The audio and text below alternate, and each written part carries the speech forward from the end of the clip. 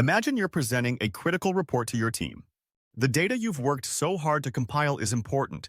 It could influence key decisions. But as you share your chart, there's a pause, a frown, and a question. What exactly are we looking at here?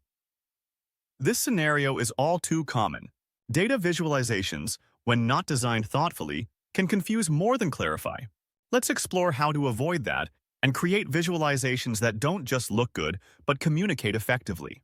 First, let's talk about preattentive attributes, those visual cues that your brain processes almost instantly, even before you consciously think about them. These include things like color, form, spatial positioning, and movement. For example, think about a dashboard with a single red bar among a sea of blue ones. That red bar instantly grabs your attention.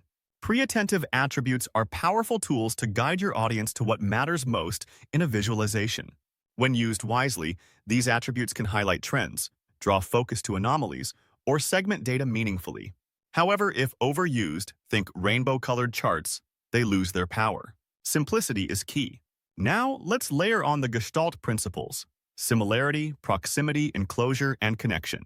These are psychological principles that explain how we perceive visual elements as part of a whole. For example, when you group data points closely together, our brains perceive them as related. Adding a box or circle around elements signals that they belong together, even if they're not physically adjacent. Let's say you're designing a bar chart comparing sales across regions. Adding a subtle enclosure around the top 3 regions highlights the leaders and helps viewers focus immediately on the key insight. By applying Gestalt principles, you can make your visualizations intuitive and easy to interpret. But what happens when there's too much going on? This brings us to the concept of the data-ink ratio. This principle, introduced by Edward Tufte, argues that every element in a visualization should serve a purpose. If an element doesn't add meaning, it's just decoration, and that's where clutter creeps in. Increasing the data-ink ratio by decluttering makes your visualization easier to interpret. Eye travel is reduced, and the focus remains where it should, on the data. Now, a quick note on fonts. Clear, legible fonts like sans serif options are ideal for visualizations. They ensure your audience can read labels, legends, and titles without effort. Avoid fancy or overly decorative fonts. They can distract and detract from your message.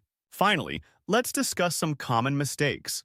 Overloading a chart with too many data points, and using inconsistent or confusing color schemes. Failing to provide a clear title or legend. These mistakes can be avoided by keeping your audience in mind. Ask yourself, what's the key takeaway I want them to see? Every design choice should support that message. Designing effective data visualizations isn't just about making things look good, it's about communicating clearly and efficiently. By using preattentive attributes, Gestalt principles, and maintaining a high data-ink ratio, you can create visualizations that don't just tell a story, but make it impossible to miss. What's one change you'll make in your next data visualization?